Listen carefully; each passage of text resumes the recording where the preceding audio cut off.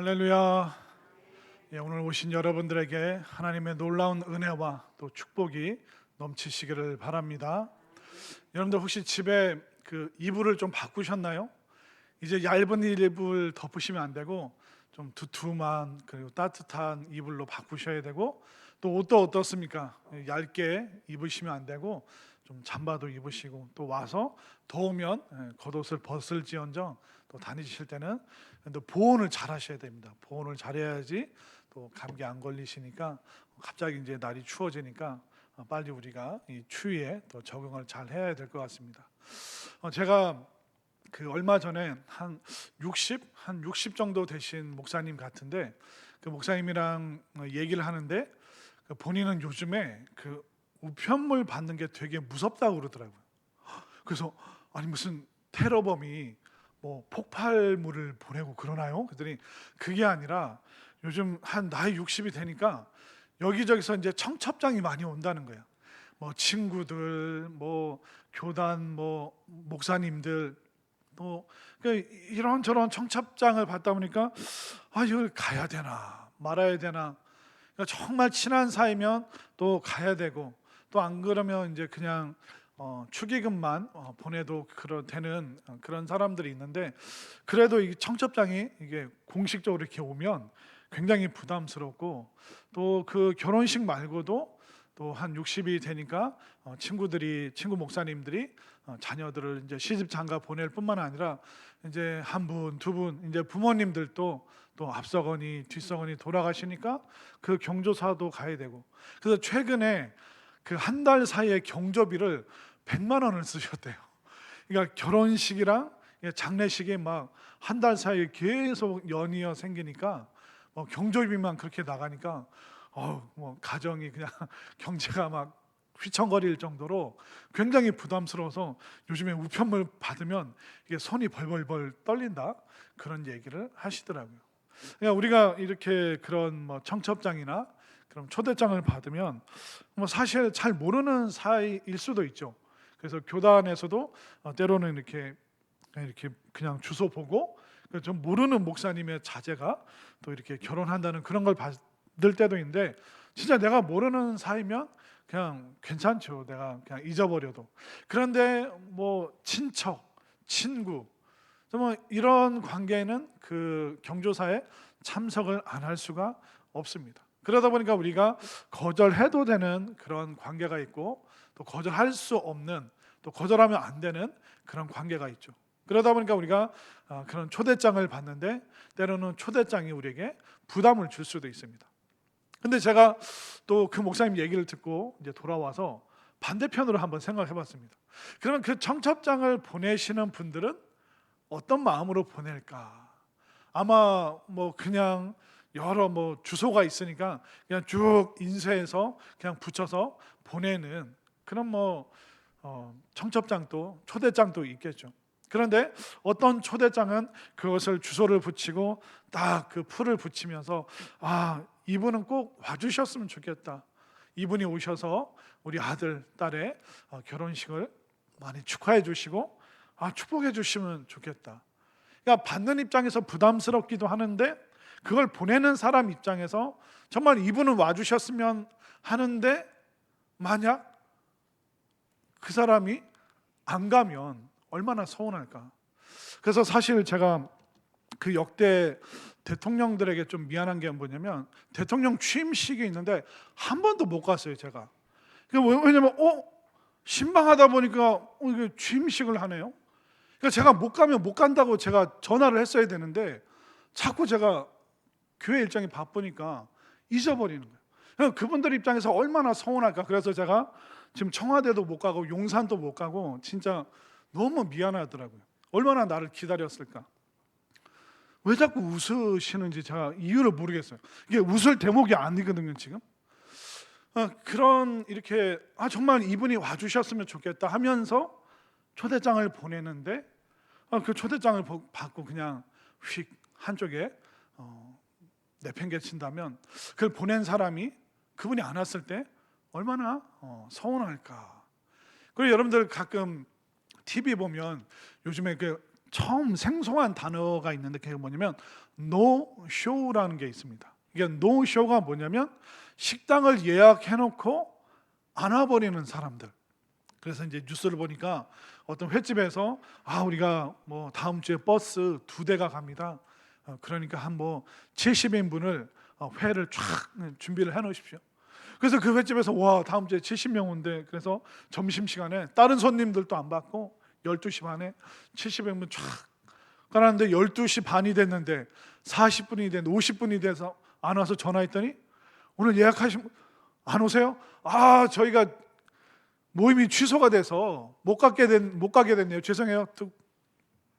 여러분들 그 70인분의 음식을 깔아놓은 그 사장님이 그 노쇼 오기로 해놓고 안 나타난 그 상황에 대해서 얼마나 당황스럽고, 그러니까 서운한 게 아니라 얼마나 분노가 치밀어 오를까, 그런 생각이 들 때가 간혹 있습니다.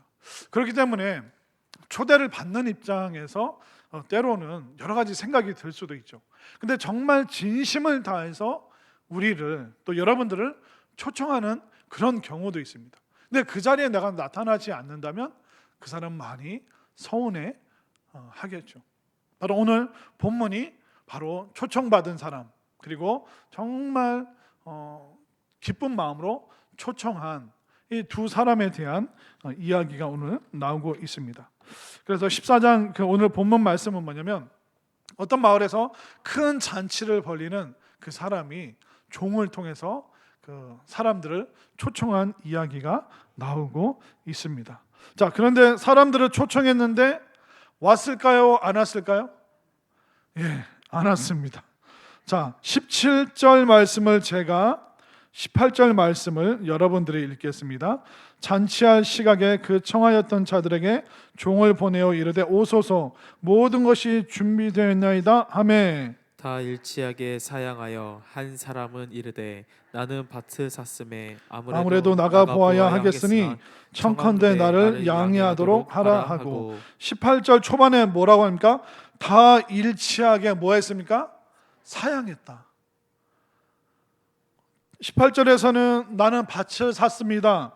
19절에서는 난 소 5결이, 한 결이가 2마리입니다. 그러니까 난 10마리의 소를 샀으니 그 소를 보러 가야 됩니다. 그리고 20절에서는 나는 장가 들었습니다. 내 아내를 기쁘게 해주기 위해서 백화점도 가야 되고 커피숍도 가야 되고, 그러니까 나 오늘 잔치에 못 갑니다. 그러니까 초청받은 사람들이 다 일치되게 거절을 해서 그 잔치 자리에 아무도 안 온, 정말 그 주인은 기쁜 마음으로 준비하고 종들에게 음식을 다 장만하게 했는데 오기로 한 사람들이 지금 다 일치되게 아무도 오지를 않았습니다. 자, 그러면 초청받았는데 못 갈 수도 있지 하는데, 사실 이 아랍의 풍습은, 이 중동 지역의 풍습은 그렇지 않습니다. 중동 지역은 그 음식물이라든가 그런 것이 많이 부족하고 또 물도 부족하기 때문에 몇 명이 오는가, 그리고 나는 지금 내 재력 상태로 몇 명을 초청할 수 있는가, 그래서 아무나 초청하는 게 아닙니다. 그래서 1차 초청이 있고 2차 초청이 있습니다. 1차 초청은 뭐냐면 내가 11월 19일 날 블레싱 전도 축제를 하는데 이날 11시에 당신 올 수 있느냐, 그래서 그 날짜와 그 시간을 정해서 종들을 보내서 1차로 확인을 합니다. 그래서 쭉 100명에게 보냈는데 50명이 참석하는구나, 그럼 50인분을 그날 준비를 합니다. 그리고 당일날 12시, 낮 12시라면 미리 1시간 전에 이제 종들을 보내서 그 50명에게 일일이 찾아갑니다. 자, 이제 시간이 되었습니다. 이제 가시죠 하고 2차 초청이 있습니다. 그러니까 1차 초청에서 오케이 한 사람들이 지금 2차 초청에 나타나지 않은 겁니다. 그런데 이 중동의 풍습이 뭐냐면, 만약 1차 초청까지 했는데 오기로 해놓고 2차 초청 때 안 오잖아요. 그러면 아랍에서는 이걸 모욕받았다. 그래서 이슬람 문화에서 내가 초청했고 오기로 한 사람이 오지 않잖아요. 그러면 이제부터 너랑 나랑 전쟁이다. 그러니까 칼을 빼들고 싸울 정도로 이 초청한 사람에 대한 그 모욕감을 주는 것이 바로 이 초청을 거절하는 이 상황입니다. 그럼 1차, 2차 초청을 했는지 안 했는지 오늘 본문 말씀을 볼까요? 자, 17절 말씀을 한번 볼까요? 잔치할 시각에 그 청하였던 자들에게, 그러니까 그날 당일에 그 전에 먼저 1차 초청했던, 그 먼저 청하였던 그 사람들, 1주일, 2주일 전에 말했던 그 사람들에게 종을 보내 이르되 오소서, 모든 것이 이제 오늘 다 준비됐습니다. 지난번 1차 초청 때 오신다고 하셨죠? 오늘 그날입니다. 했더니 다 일치되게 나는 못 간다, 이렇게 말을 하고 있습니다. 지금 이 상황이 벌어지고 있습니다. 초청한 입장에서, 이 큰 잔치를 준비한 주인의 입장에서 얼마나 황당할까요? 서운한 게 아니라 이거는 굉장히 심한 모욕을 받은 경우입니다. 자, 그러면 근데 살다 보면 초청을 거절할 수도 있고 피치 못할 상황이 생기지 않는가? 이건 그냥 핑계가 아니라 진짜 어쩔 수 없는 상황 아닌가? 근데 여러분들 한번 본문을 찬찬히 한번 보실까요? 자, 18절 말씀 우리 다시 한번 읽겠습니다. 시작. 다 일치하게 사양하여 한 사람은 이르되 나는 밭을 샀음에 아무래도 나가 보아야 하겠으니 청컨대 나를 사양하도록 하라 하고. 자, 그 당일날 1차 초청 때 오기로 했습니다. 그런데 핑계가 뭡니까? 나는 밭을 샀는데 아무래도 좀 가봐야 될 것 같다. 근데 여러분들 그 땅이나 아파트를 살 때 당일날 가서 확인합니까? 아니면 사기 전에 확인합니까? 그냥 이사 가는 날 그냥 여러분들 계약하고 잔금 다 치르시나요? 우리가 이사 가기 전에 집 다 살펴보잖아요. 어디 뭐 물은 잘 나오나, 어디 곰팡이 쓴 데는 없는가, 또 윗집은 뭐 이렇게 발소리는 뭐 크게 안 내는가. 우리가 뭔가 사기 전에 다 둘러봅니다. 또 땅을 살 때도 어떻습니까? 배산 임수, 여기는 이렇게 남향인가, 햇빛이 잘 들어오는가, 지금 이 땅에 들어올 수 있는 도로가 있는가, 아니면 도로가 없는 남의 밭을 건너가야 되는 맹지인가. 땅을 사기 전에, 집을 사기 전에 미리 다 살펴보잖아요. 그런데 그날 가서 살펴본다고 얘기를 합니다. 이미 땅을 사놓고 이미 다 살펴봤는데, 안 살펴봐도 되는데 살펴보겠다는 핑계를 지금 대고 있습니다. 그러니까 상식적이지 않다, 이건 핑계다라고 말하는 것이죠. 그리고 19절 말씀 한번 보십시오. 함께 읽습니다. 시작. 또 한 사람은 이르되 나는 소 5겨리를 샀음에 시험하러 가니 청컨대 나를 양해하도록 하라 하고. 여러분들, 소나 말이나 이게 엄청난 재산입니다. 지금 제가 정확히는 모르겠는데 한국에서 소 한 마리가 한 얼마 정도 할까요? 정확하지는 않지만 아마 숫소는 한 500만 원 하고, 또 암소는 아마 1,000만 원 정도 할 겁니다. 정확하지는 않습니다. 그러면 우리나라는 그냥 밭을 가는 황소라고 생각해 보십시오. 그럼 한 마리에 500만 원입니다. 근데 이게 5겨리, 한 겨리가 2마리라고 그랬죠. 자, 이때 수학 문제. 자, 한 겨리가 2마리인데 5겨리면 모두 몇 마리일까요? 와, 틀릴까 봐. 10마리. 10마리면 500만 원에 10마리면 얼마입니까? 5천만 원이잖아요. 근데 그거를 지금 테스트하러 간다고 합니다. 여러분들, 소나 말 사기 전에 어떻게 합니까? 이빨을 보고, 눈도 이렇게 보고, 털도 윤기가 있나 없나. 하여튼 돈 지불하기 전에 이미 소나 말 가축에 대해서 이미 다 살펴보잖아요. 여러분들, 시장에서 그 시골 장터에서 강아지 살 때도 어떻게 하십니까? 그냥 눈 감고 아무거나 잡히는 대로 삽니까? 아니면 이렇게 안아보고 막 강아지 10,000원 주고 살 때도 어떻게 합니까? 강아지 다 이렇게 살펴보잖아요. 그래, 시골의 자부종이 정말 제일 귀여워 하면서 막 이렇게 미리 다 살펴본단 말이죠. 그런데 미리 살펴보고 테스트 해보고 다 했는데 왜 정작 당일날 갑자기 또 이 소들을 보러 간다고 얘기를 할까요? 이것은 핑계다라고 성경이 말하고 있습니다. 1차 초청 때 오기로 했는데 그날 당일 이런 핑계를 댄다는 것은 그 주인에게 굉장히 큰 모욕을, 서운함을 안기는 것이죠. 자, 또 세 번째 사람이 어떤 사람이 20절 함께 있습니다. 시작. 또 한 사람은 이르되 나는 장가 들었으니 그러므로 가지 못하겠노라 하는지라. 결혼식 끝났잖아요. 결혼식 끝났잖아요. 물론 아내를 기쁘게 하고 뭐 또 이렇게 놀러 다니고 맛있는 거 먹고 커피숍도 가고 그거 다 할 수 있죠. 그런데 그날 잔칫날 본인이 가기로 얘기를 했거든요. 그런데 아내 때문에 남편 때문에 못 간다.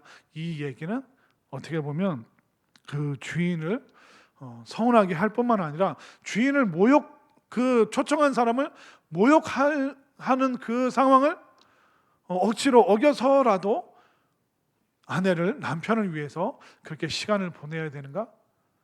이것도 결국 핑계일 수밖에 없다라고 말할 수밖에 없습니다. 근데 여러분들 이게 쭉 지금 이 상황들을 보니까 어떻습니까? 지금 여러분들이 전도하고 싶은 사람들이 하는 핑계랑 다릅니까? 똑같습니까? 똑같잖아요. 내가 그날은 무슨 약속이 있어서 분명히 약속 없을 겁니다.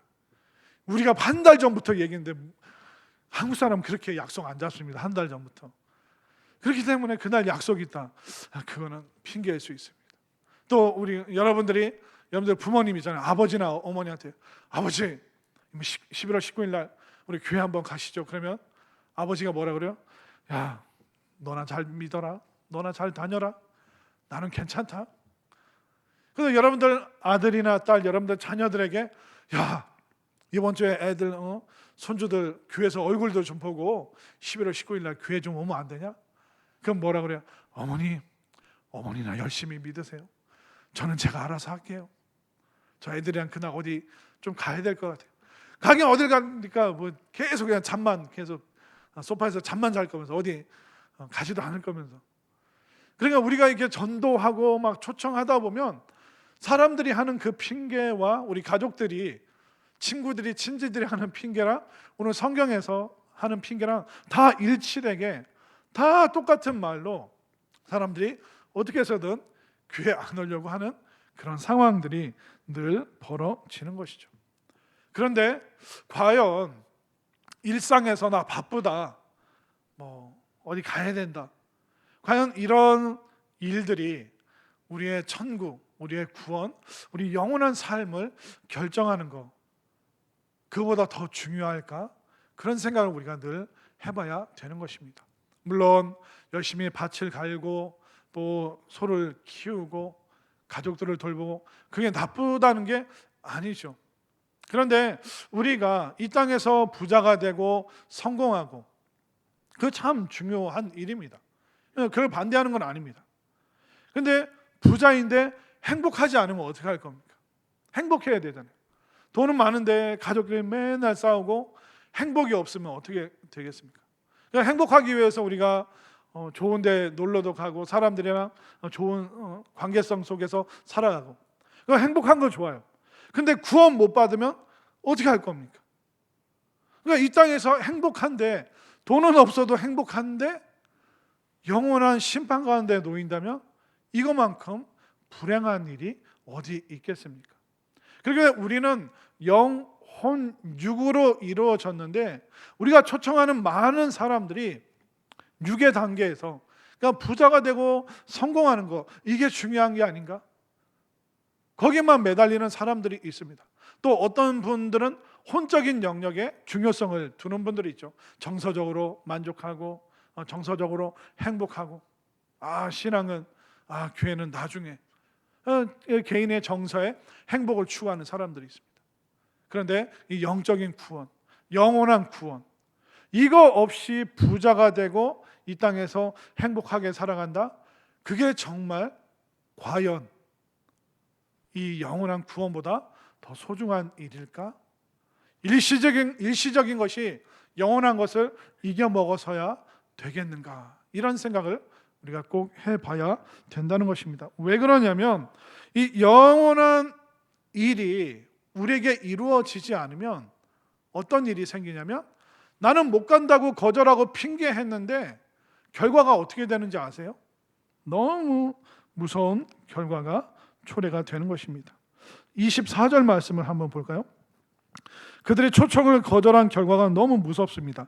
24절 시작. 내가 너에게 말하노니 전에 청하였던 그 사람들은 하나도 내 내 잔치를 맛보지 못하리라 하였다 하시니라. 그 사람들은 한 사람도 아무도 절대로 내 잔치에 다시는 내가 안 부를 거야. 이 주인이 굉장히 단호하게, 너무 서운했을 뿐만 아니라 모욕을 받았다고 생각하기 때문에 예수님께서 이렇게 강한 비유를 하고 계시는 것입니다. 우리는 보통 3-4번 얘기를 하잖아요. 한 기회가 있겠지, 내가 나이 들어서 제대로 믿지, 나이 들어서 헌신하지, 기회가 있을 거라고 생각합니다. 그러나 우리가 가서 그들을 초청할 때 그들이 1번, 2번 거절할 수 있지만 계속 거절하게 된다면 결국 그들의 거절의 결론이 뭘까요? 영원한 삶에 그들이 또한 거절을 받게 된다는 것입니다. 이게 너무너무 무서운 결론으로 지금 말하고 있습니다. 다시는 초청 못 받는다, 다시는 그 사람에게 기회가 주어지지 않는다라고 말하고 있습니다. 그렇기 때문에 우리가 어떻게 해야 될까요? 때로는 달래고 얼래고, 때로는 협박하기도 하고, 우리가 좀 삐지기도 하고 서운해하기도 하고, 그렇기 때문에 그들에게 우리가 기회를 자꾸 제공하지 않으면 어느 순간 그들이 천국으로부터, 영원한 생명으로부터 거절받는 그 결과가 초래되기 때문에 우리는 그들을 초청하기 위해서 정말 기도하고 애쓰고 정말 온 마음을 다해야 될 줄로 믿습니다. 자, 그러면 이 초청이 거절받는 이걸로 끝났을까요? 그렇지 않습니다. 원래 초청받은 사람들이 있는데 대신 초청받은 사람들이 있다라고 예수님이 말씀하고 계십니다. 자, 21절 우리 함께 읽겠습니다. 시작. 종이 돌아와 주인에게 그대로 구하니 이에 집 주인이 노하여 그 종에게 이르되 빨리 시내 거리와 골목으로 나가서 가난한 자들과 몸 불편한 자들과 맹인들과 저는 자들을 데려오라 하니라. 이 주인이 너무 화가 났어요. 그러니까 이 읍내로, 이 성읍으로 가서 가난한 사람, 몸 불편한 사람, 맹인, 그리고 다리 저는 사람들, 이 사람들 어떤 사람들이에요? 밭 한 평도 살 수 없는 사람들, 소 한 마리도 가져본 적이 없는 사람들, 시집장가도 갈 수 없는 심각한 삶의 장애를 갖고 있는 사람들, 그들이 먼저 초청을 거절한 사람들로 인해서 대신 초청받은 그 사람들이 있다는 것입니다. 이 주인은 나이 불문, 건강 불문, 성별 불문 다 데려와라, 누구라도 좋다. 그렇게 밭이 있는 사람, 소가 많은 사람, 시집장가 가서 잘 살고 있는 사람, 내가 그들을 초청했는데 거절했어? 그러면 누구든지 내 집으로 초청해라. 초청을 거절한 그들, 오케이, 나도 거절한다. 그런데 내 잔치에 참여하기를 원하는 사람은 그 몸에, 마음에, 삶에, 사회에서 하자가 있을지라도 난 누구든지 받아주겠다. 이 말씀을 지금 하나님께서 하고 계시는 것입니다. 그들은 아무것도 없잖아요. 아마 가족이 없을 수도 있습니다. 아니, 가족으로부터 버림받아서 그렇게 힘겹게 살아야 되는 그런 사람들. 이 하나님의 심정이 어떨까요? 이 잔치를 준비한 그 주인과 같은 마음을 가지신 하나님의 마음이 어떠실까? 그걸로 끝나는 것이 아닙니다. 또 이 잔치를 준비한 사람이 또 뭐라고 명령하고 있습니까? 자, 22절을 제가 23절을 여러분들 읽겠습니다. 종이 이르되 주인이여 명하신 대로 하였으되 아직도 자리가 있나이다. 주인이 종에게 이르되 길과 산 울타리가로 나가서 사람을 강권하여 데려다가 내 집을 채우라. 자, 이게 길과 산 울타리로 가라는 것은 뭐냐면 이 도시 예루살렘, 이스라엘, 그러니까 이스라엘 백성들 초청했는데 그들이 거절했다. 그러면 이제 길가로 가서 산 울타리, 산의 경계를 넘어서서 이방인들, 사마리아인들, 이 복음의 초청에 반응하는 나의 이 환대에 기뻐하는 그 사람들, 예루살렘 사람도 아니고 유대인도 아니고 이스라엘 백성도 아닐지라도, 민족이 다를지라도 누구든지 내 집으로 데리고 와라, 이렇게 지금 말씀하고 있는 것입니다. 그렇기 때문에 지금 우리가 해야 될 일이 뭘까요? 자, 여기에 주인이 나오죠. 그리고 초청받는 사람들이 나오죠. 중간에 누가 나옵니까? 종이 나오죠. 여러분들은 누구예요? 초청받는 사람들이 아니면 초청하러 다니는 종들이에요? 예, 우리는 종이잖아요. 그러면 이 종이 해야 되는 일이 뭡니까? 주인이 명령하시는 대로 하면 되는 거예요.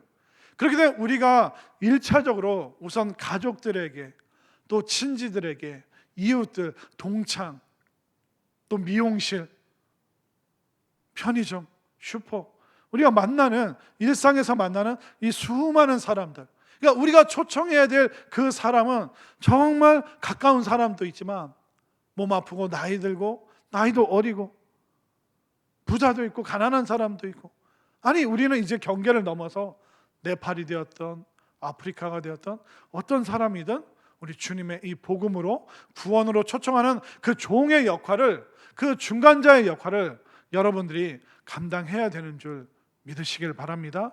그렇기 때문에 우리는 지금 누구든지 빨리 초청을 해야 되는구나, 누구든지 데려다가 주님 앞으로 그들을 인도해야 되는구나, 이 확신이 여러분들에게 있게 되기를 바랍니다. 왜 그러냐면, 만약 몸 아픈 사람, 장애가 있는 사람, 못 보는 사람, 못 듣는 사람 초청했는데 그들이 거절하면 어떡합니까? 그러면 그들도 영원으로부터 거절되는 것이죠. 길가로 산 울타리 넘어서 나가서 이방인들을 막 초청하는데 그들이 또 거절하면 어떡합니까? 거절하는 사람 어떻게 된다고요? 24절, 내가 너희에게 말하노니 전에 청하였던 그 사람들은 하나도 내 잔치를 맛보지 못하리라 하였다 하시니라. 그렇기 때문에 수많은 사람들이 거절하고 또 거절할 거예요. 그렇기 때문에 우리는 알아야 되는 거야. 거절받는 게 당연하구나. 그런데 그들의 거절 때문에 내가 위축되거나 내가 겁먹을 필요가 없구나. 왜냐하면 이 사람에게는 지금 너무나도 시급한 일이기 때문에 내가 1차, 2차, 3차 계속 만나면서 권면하고 또 권면을 해야겠다. 왜냐하면 왜 그런 권면이 필요할까요?